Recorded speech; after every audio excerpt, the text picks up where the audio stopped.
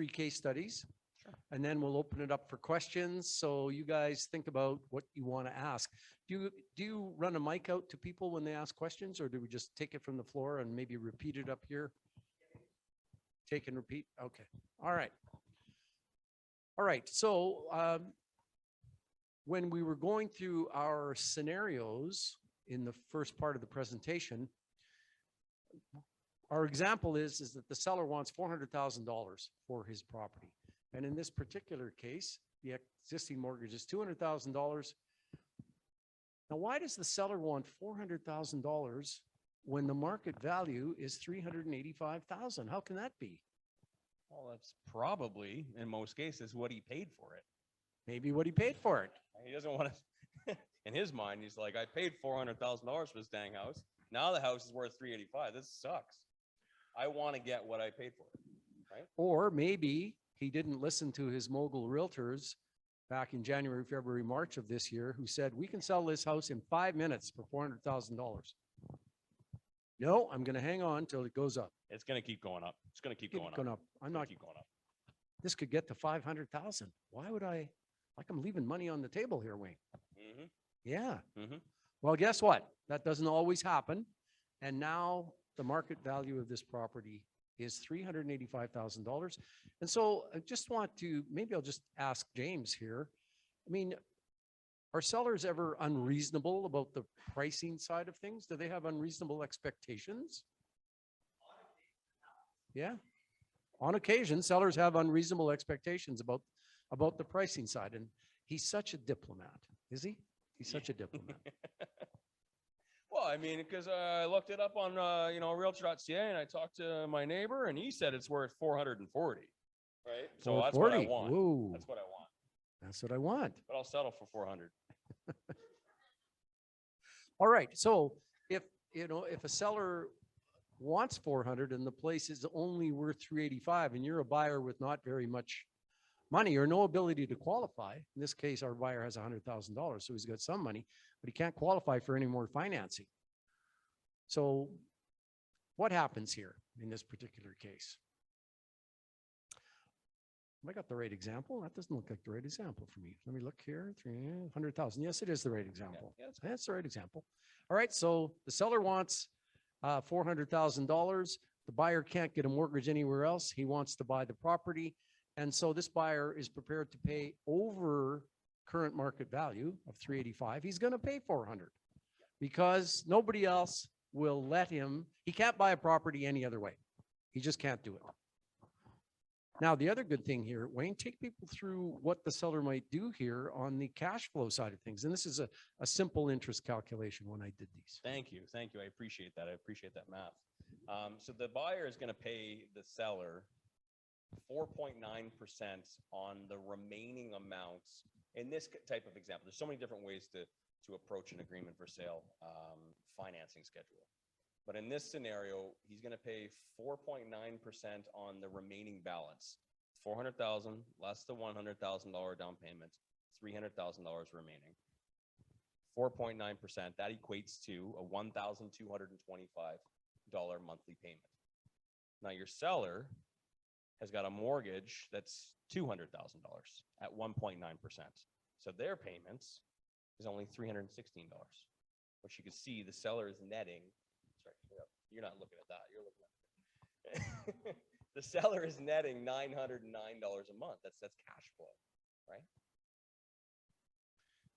So that's a reason. That's a reason for a seller to sell. He can get a premium price on his property and he can make some cash flow. Now, does this kind of a deal show up all the time? I mean, are these deals on every street corner? That's a big no. That's a big no. Yeah. That's a big no. You need to be having people help you find. How do you find these deals? Well, I mean, you've got your Mogul realtors who are plugged into what's going on in the marketplace, and they have a really good idea about properties that maybe you have been selling for a while. They dig a little deeper. They find out what seller motivation is, and they understand these strategies. So where do you find these deals? You start with your Mogul realtors. If you really start buzzing along and you're ratcheting up your agreement for sale business or your creative real estate business, you have to learn how to market on your own. So just, does anyone have any idea what some seller motivations might be? Why would someone want to do this? Divorce? Divorce, a good one. Yeah, for sure. A little complicated, but it's good. Yeah. Anyone else?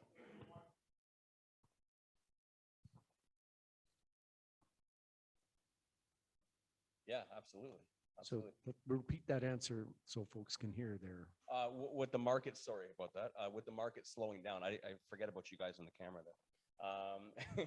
But the market slowing down, being a little more difficult to sell the property, they might be more inclined to do something like this.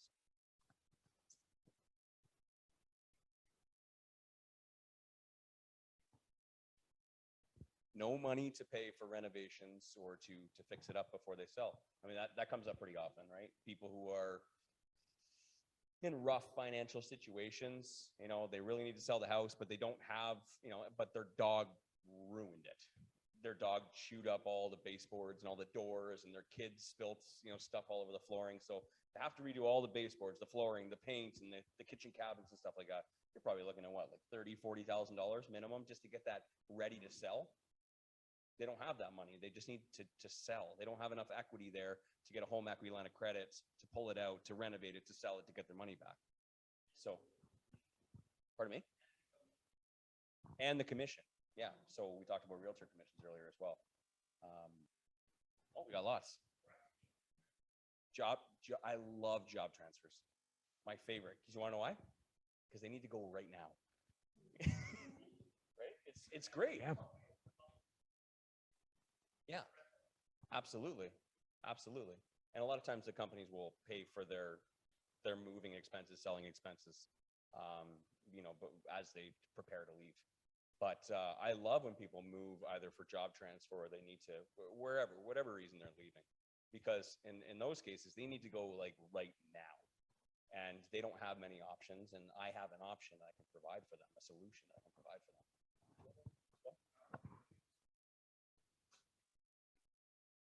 I look at it, yeah. I had another one where a seller was her grandmother raised her when she was young, and her grandmother lives in BC. She moved to Edmonton years ago, and her grandmother was sick. So she's like, I'm dropping everything. I'm quitting my job. I'm going to BC. I'm going to take care of my grandmother. She took care of me when I was young. When I had some stuff going on with my parents, I'm going to go take care of her. She put it up on the market, little to no equity, couldn't pay realtor fees. She was stuck. And we were able to provide her a solution, right? And she did not have much equity. It's not this example, but she did not have much equity. She couldn't pay a realtor. And she, honestly, what she told us was she was about to hand the keys back to the bank. She's going to leave, so she's going to leave them on the counter, and she was going to go to BC. She didn't care. And when we closed that deal with her, she cried and she hugged us. She was like, you know, my wife Gabby and I don't know if you guys listen to our podcast. We have a morning show podcast, but my wife Gabby and I were like, so, because we're going there, we're like, okay, here's what we're going to say if she says this. Here's what we're going to say if she says this. We're thinking like, we got it all planned out. She might back out. And then for her to come to us and hug us and cry and thank us was just a really unexpected experience. But, you know, that's a great example of how some of these, you know, seller motivations, you can really help people out.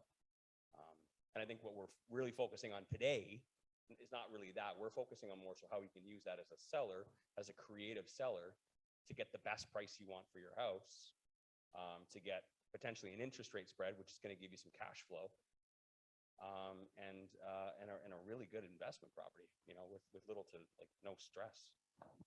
So thank you guys for sharing all that. Those are really good examples. Those are good examples. And so when you're using the agreement for sale strategy, you know, when we're teaching the AFS course, we really like to emphasize that we play for win-win. Doesn't matter whether you're on the buy side or the sell side. If there's a problem that needs solving, it's not really that much of a problem. It's just a matter of a seller wants some cash flow. That's not a big problem situation. But when you're talking,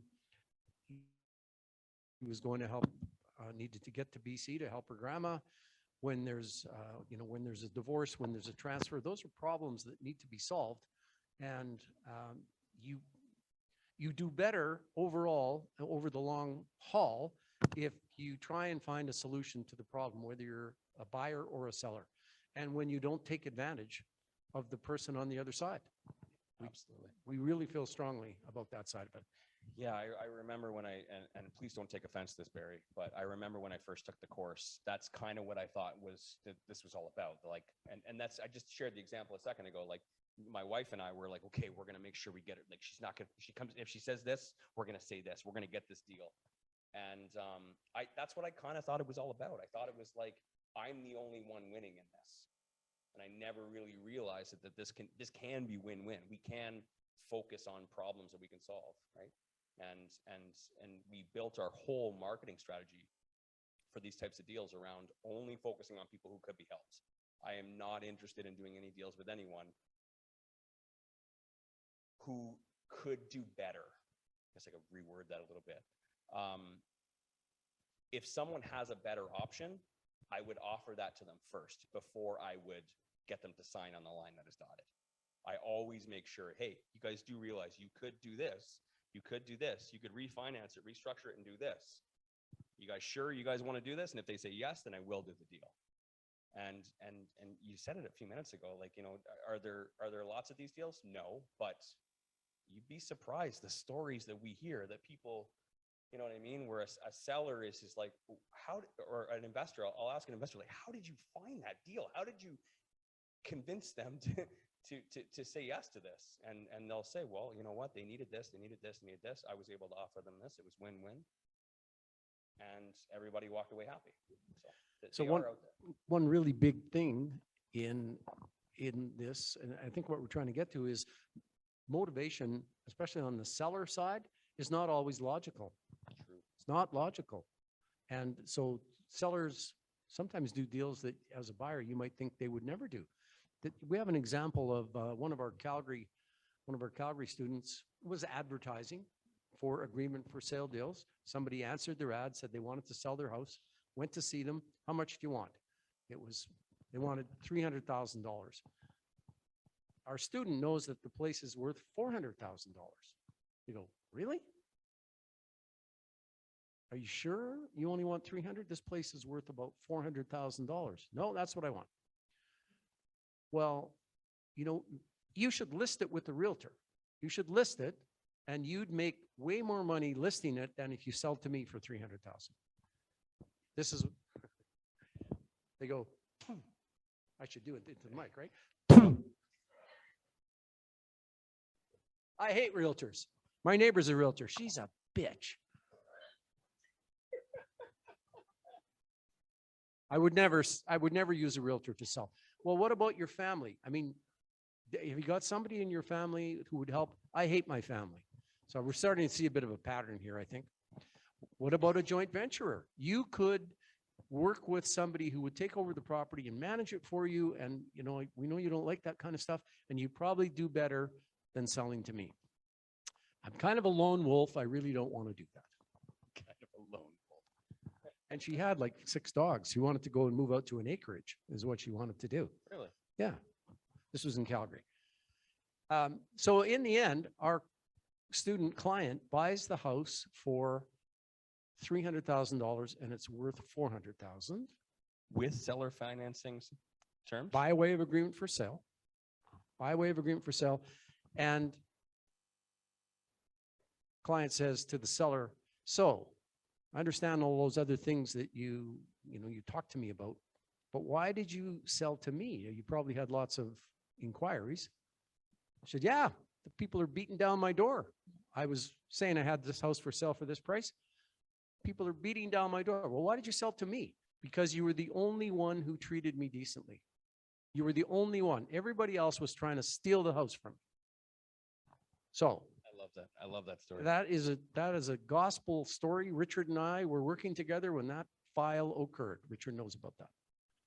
So seller motivation is not logical, and that's something that you have to work into creative strategies generally and agreements for sale particularly. So, all right, let's move along. All right, here's some, I think we just talked about this. So we talked about market value being 385. The buyer pays 400,000. Why? Because he can't qualify for a mortgage. Yeah. There's the premium he'll pay. He wants to buy, but he can't qualify. All right. Benefits for the seller. He avoids payout penalties on his mortgage. Those can be big. They might not be as big now because the interest rate differential is not as such a huge problem as it might be, but they still can be. I had one, Wayne, where my client was in to sign and selling his property. And he sat down in the office. We signed all the thing, and we always have a financial calculations sheet. You're selling for this, your realtor commission is this, your legal fee is this, pay out your mortgage is this, and bottom line is here's how much money you're getting. He goes, boy, that number's pretty small. How come it's so small? I said, what do you mean? He said, well, my payout penalty on my mortgage is only 3 months. Well, yes, if it had been a variable rate mortgage, it was going to be $1,800. But in this case, it was, are you ready? $14,000. $14,000. So payout penalties can be big, and they're a big factor for sellers. Yeah. Sellers can defer tax. So if you're making money on a property, and if you sell and somebody gives you a mortgage and they pay you all your price right now, you have to pay tax on all the profit that you made in the next tax year. But when you carry financing and your profit's tied up in that financing, work with your accountant to try and see if it's valuable for you to pay only 20% per year and have to take that amount into income. And if you're thinking about like, you know, I know someone who's a little bit older and I know they're planning on selling their properties off. It's a really good pitch for them. It's like, hey, I know you're trying to sell your properties this year. If you sell all of them, you're going to get taxed on all of that. So it might be better to drag it out over 5 years and be a little more strategic with the way that you get taxed. So that's a really good pitch to someone who's trying to sell off their portfolio. Now, to just kind of repeat some of the things that we talked about, why an agreement for sale strategy is good for a seller. So you can leverage your interest rate. If you've got a low interest rate, you can leverage that by selling to the buyer by way of agreement for sale and charging him a higher interest rate than you're paying on your existing mortgage. That can be, we went through those numbers and you saw how much cash flow you could show up on very reasonable rates. You can sometimes command a premium price, yep, more than market. You can defer taxes. We just talked about that part. Now, this is a case study that Wayne is intimately familiar with. Yeah. Yeah, it's mine. That little down arrow. A little down arrow right there. Okay. Can you handle that? Yeah, I waited my whole life. So yeah, this is actually a deal. Am I talking loud enough? I feel like I'm going to stick it right in my mouth. This is actually a deal that I did years ago. I'm trying to remember when it was, but I found this property off market. Actually, a friend of mine, he reached out to me and said, I hear you're a real estate investor. Yep. He goes, want to buy my dad's house? Yeah, sure. Send me some details. And he told me afterwards that AHS had shut it down and it was this whole deal and it was going to be super complicated. And because it was shut down, it wasn't technically habitable at that time. I told him, hey man, I'm never going to be able to get a mortgage on this thing. So you're going to have to give me some sort of financing. And so he ended up giving me, oh man, I'm already making this deal super complicated. I should have just kept it simple. I ended up getting a VTB on this property. Okay. So we bought it for $240,000 and no, it was an agreement for sale. It was an agreement for sale. I bought it for $240,000. I put $30,000 down. So I bought this as an agreement for sale. And what we did was, as you can see on the bottom there, we renovated and added a secondary suite.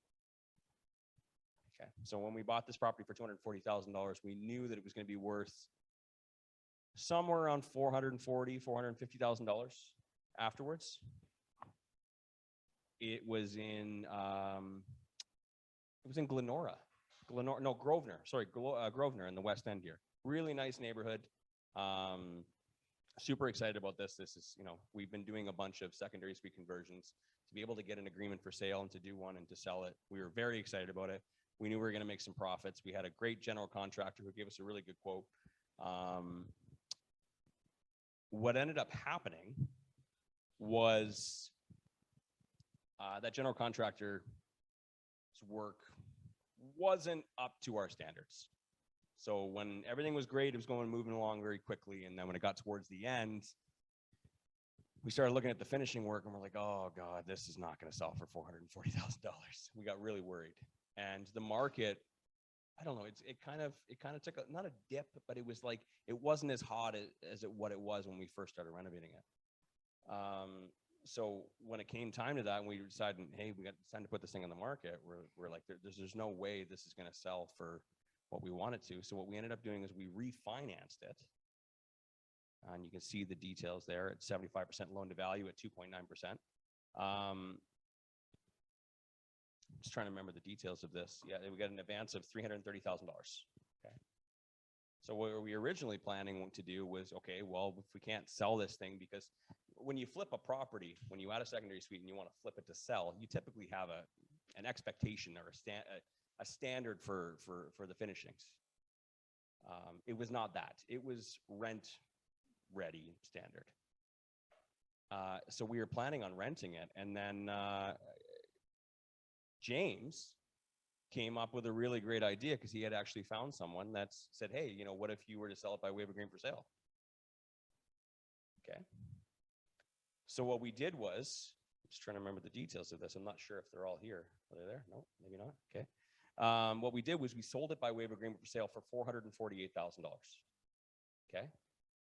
We got our premium price that we were looking for. Okay. The buyer came in with $38,000. So after we refinanced the property, this might sound a little confusing, and you guys can ask more questions in the Q&A afterwards if you guys aren't quite following. When we did that refinance, we actually got a lot of our money out, except for $38,000. So that was the strategic number that we wanted. Hey, if we're going to sell by way of agreement for sale to you, I want to get my last little bit of money out, right?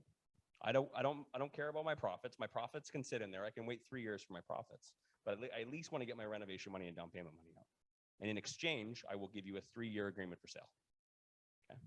So the AFS loan, you can see there, the purchase price was $448,000. The buyer came in with $38,000. The remaining balance was $410,000 at 3.7%.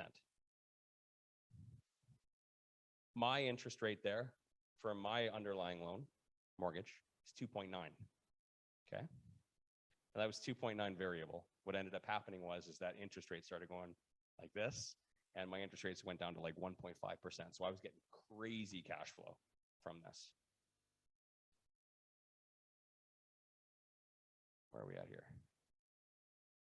So the loan payment that I was making on the $330,000 at 2.9%, do we have that number there? Okay, I'd say it was somewhere around $1,500 approximately. Okay. The payment that I was getting from the buyer was like $2,200 a month. I was getting $700 a month in cash flow over 3 years. $700 a month in cash flow, $8,400 a year, $26,000 roughly over those 3 years. Plus, I got a premium on that purchase price, right? $26,000 plus an additional $48,000 more than what I should have gotten if I were to sell it for that market. 26 plus 48 is 74,000. The money that I had left in that deal was my profits. So the difference between 330,000, okay, I'm just boring you guys, I'm sorry, I'll stop doing it.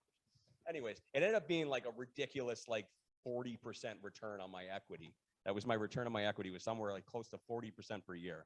So by keeping my profits in that deal, I ended up getting like a 40% return on it per year.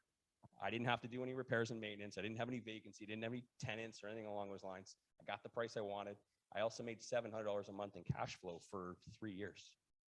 It was amazing deals. Thanks to James for putting that together. That was fantastic. And yeah, let's just finish off right there. Yeah, the summary was putting it all together, 80,000 profit to you. We're a little off on the details here, but yeah, it was a really amazing return on that It's investment. a damn good deal. That's what Yeah. it was.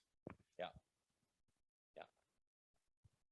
All right, this is the summary. So we're kind of wrapping up here, but we had a question um, during the networking break. Somebody said, well, what if the seller's mortgage is more than the value of the property? So So you got a much easier question than I got. I got, what if the guy dies? That was my question during the break. They threw you the underhands, eh? yeah, no, they gave me the easy one. Gave me the easy one. Well, what if he does die? Seller dies. This is a Seller's your bank. He's dead. This is a lawyer question. Well, it's, all contracts are, the beneficiaries are supposed to inherit those contracts, right? Just like a joint venture agreement, an agreement for sale is the same. Any contracts, your beneficiaries should inherit it, unless, of course, it says within the terms of the contract that something else will happen in the event that the person dies. But standard terms, The seller's estate has to live up to the contract. exactly. So doesn't disappear because the seller died. But the example that we can talk about where the seller's mortgage is more than the value of the property, we had a scenario where the seller was, I think he listed for 359, and he just could not get anything going. Listed for 359. The market value turns out to be 325. 325. His mortgage is 335. So as an investor, how much can you pay for a property that's $325,000 worth of market value that has a mortgage of 335? You don't really want to pay 335, do you? Or more? I would consider you to be a very unsophisticated real estate investor if you paid that much for a house and it was worth less, right? So if that seller goes along to see the Mogul guys, and we don't want to beat up the Mogul guys on the commission side of things. We don't, do we, James? Uh-oh, his eyes got all big. I mean, they kind of walked into it asking us to come up here. They did. They did. So if you go along and talk to James or Devin or any of the realtors and say, okay, I want to sell my house, and pretty soon it's obvious that market's 325, mortgage is 335, James will say, okay, you understand I do work for commission. Commission on that is, I don't know, $14,000 or $15,000, something like that. Oh, you've got a fixed term mortgage. Let's see, the payout penalty on that is another $12,000 or $15,000. So that adds up to about $30,000. And oh, by the way, your mortgage is $10,000 more than what the value of the property is. So for that seller to sell, he's got to pay the commission, the payout penalties, and $10,000 to bring the value down to where his mortgage is. So he really can't sell in a conventional kind of way. And that's where you as a buyer can come along. And what would you do? What were the numbers? 330. The mortgage is 335. The market value is 325. So you're 10. And the expenses of sale between commission, payout penalties, and the difference between the two mortgages or the two numbers is $40,000. Gotcha. So I would look at that and say, okay, well, if I'm going to pay $10,000 more than what it's worth, I got to get some terms that make sense to me. I got to find some way for me to make some money off of this thing. So I need a nice long AFS term so I can get lots of mortgage pay down as well. I want enough time for the market to kind of start making its way up to 335,000 or ideally more. Now there is still the question of, we kept bashing on the realtors, but like the realtors do need to get paid, right? And what you can do is I can say, I will pay you your $335,000. Okay. I want a nice long term, and I will give you $15,000 or $17,000 down so that you can pay your realtor, right? Because the buyer, the realtor should be compensated. They did the work, right? And if you can get a realtor who can actually pair buyers and sellers up, they should be compensated for that. So me, the buyer, I will say, I'll give you $15,000 to pay your realtor. I will pay you $335,000. So that way you don't lose any money. You can walk away from this. You don't have to pay a penny. You don't lose $40,000. In exchange, I want an agreement for sale for 8 years. No way. Yes, way. More. Yes, way. More. I was being nice. 10. You were being nice. But in a 10. in a situation like this, you have to make sure those numbers work. If you're going to make those payments that Wayne talked about, you have to know that this property will work for you, that you can see that you can rent it, you can cash flow it, that it has possibilities to work for you. But when you talk about the renewal, a seller like this will be very cooperative with you if you say, okay, your mortgage matures in 3 years. And at the end of 3 years, I want the right to renew this mortgage for another 4 5-year terms. Another 4 5-year terms. 4 times 5 is, Mr. Math Guy? 20. 20. Good boy. Wow. You're asking for a 23-year term? 23-year term. That's what I want. And did we say seller motivation is not logical? This seller is so happy to be out of this that you solved all his problems for him. All he has to do is renew the mortgage. All he has to do is renew the mortgage. So, okay, Vanna, we got it. Do you mind if I just dive into the math of that? Because I'm sure a few people are like, why did he choose 8 years or 10 years? Think about it. If there's $10,000 worth of mortgage paid on every year, over 10 years, it's $100,000 worth of mortgage paid on. Let's assume that $325,000 value goes up to $335,000. Okay, so we lose the negative, purchase price thing. It's $100,000 of profit. I only put $15,000 down. Any other math nerds in here that want to tell me what the ROI is on $100,000 return on a $15,000 investment over 10 years? It's really freaking good. It's like, I don't think that there's any, no offense. That's a technical there's probably no calculation. property that you can buy right now that would give you that kind of return on your money. So for me, I think that's amazing. And I'm getting a great return on my money, and I'm able to solve this person's problem, because $40,000 to sell a property is kind of ridiculous. What they're probably going to end up doing is either handing the keys over to the bank, or they're going to rent that thing out for years to come and hate their life. So you're an angel coming in and solving their problem. And in exchange, I'm getting a really good return on my investment. All right. All right. So in summary, where we often talk about the agreement for sale strategy from the buyer side, it's extremely worthwhile from the seller side in the right circumstance. The Mogul guys will help you out with that. If any of your sellers who have situations where an agreement for sale would fit, they understand how it works. You can talk to them and they'll figure it out. But if you're selling, remember, you have to do some diligence on your buyer. You're the bank. You're lending money. Work with a mortgage broker or lender to figure out, are they a good credit risk? And you do need a realtor and a lawyer who understand what an agreement for sale is. You need a lawyer on each side of the deal, and you at least need your realtor to understand. What about if you're dealing with other realtors who have no clue, James? Probably 2 realtors who understand is a good situation. Or ask the realtors at Mogul, say, hey, do you know of any investors who are looking to get rid of their properties that are having trouble? I'm looking to do a creative deal. Maybe we can make it a win-win. Because I'm fairly certain that in the large network that Mogul has in Alberta and BC, they must have a few clients that are desperately trying to sell. Absolutely.